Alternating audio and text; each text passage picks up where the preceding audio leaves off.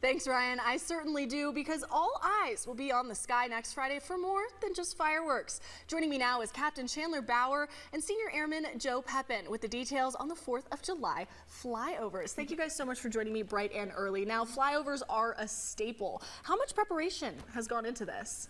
So it goes all the way up to the Secretary of the Air Force level, and then we also do coordination with our major commands. So that'll be all the way down in Louisiana, in Barksdale Air Force Base. And then once we have all of that figured out, we come down to the local level and have all of our local agencies and our flyers do what they can to get RB1s off the ground. Yeah, and it is definitely a lot of communication in the air. What is that preparation like? Yeah, so preparation for that has already started. Obviously, we got 10 cities that we're going to go fly over.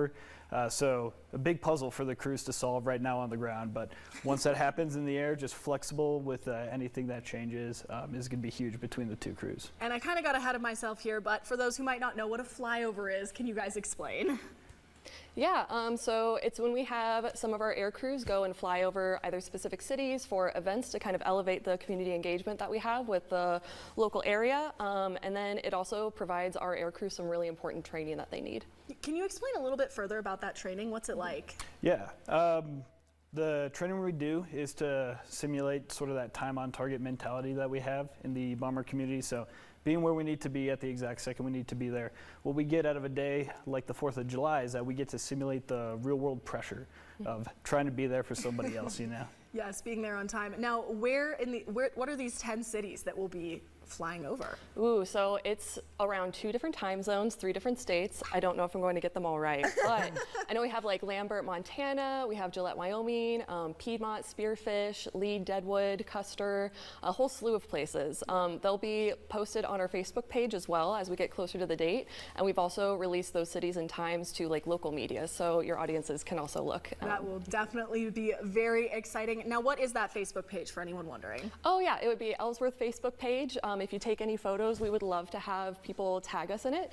We're also on Instagram. Our tag is at Ellsworth AFB. All right, and what is your favorite part about participating in these flyovers? Oh, I love the crowds getting to see the roar of the engines, hear the roar of the engines, see the jet going over. I got to do this particular flyover my first year at Ellsworth, so my family was actually on the ground when they got to see it, so having everybody, having their families and all that support, huge. And what about you, Joe?